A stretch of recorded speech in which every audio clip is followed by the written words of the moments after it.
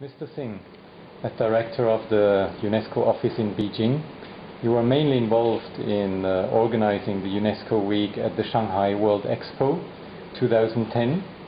You also accompanied Director General of UNESCO, Mrs. Irina Bokova, during her stay to the World Expo in Shanghai. How does the World Expo relate to UNESCO's work in the field of education, science and culture? I think our work in these sectors fit in very well and closely with the theme of the Expo, which is better cities, better life.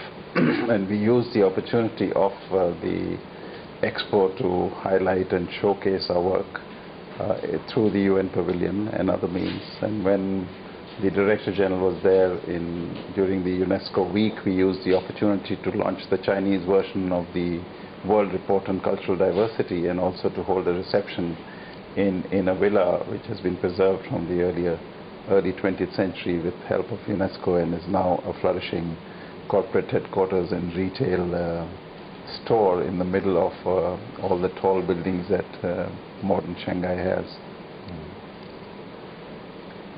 The theme of the UNESCO Week was Better Cities, Better Life.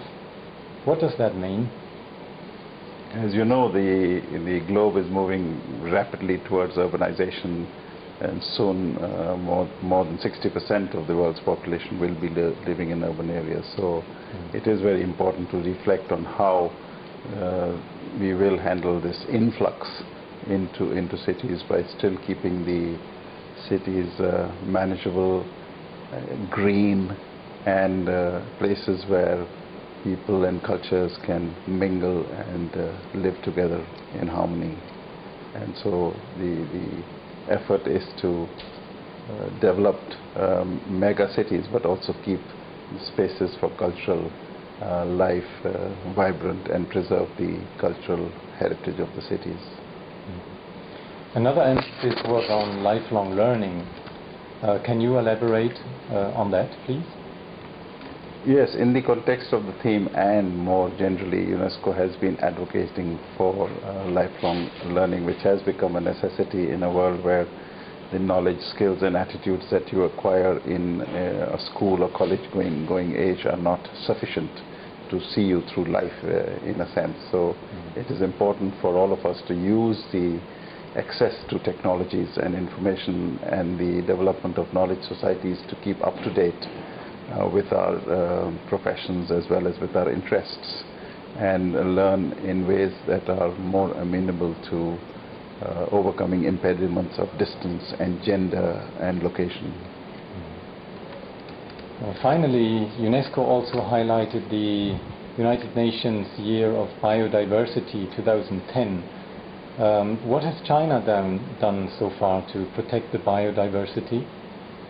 Yes, we highlighted the International Year of Biodiversity, which UN is celebrating.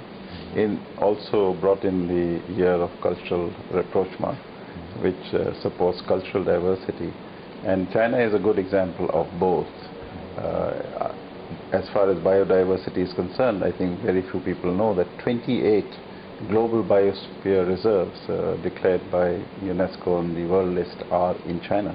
In fact, I was there in one of them last week, and it is a very good example of how we are working with China and different countries to preserve nature, its beauty, and all the diversity of life that it offers, and also try to link this with tourism and education. Thank you for this interview, Mr. Singh. Thank you for the opportunity.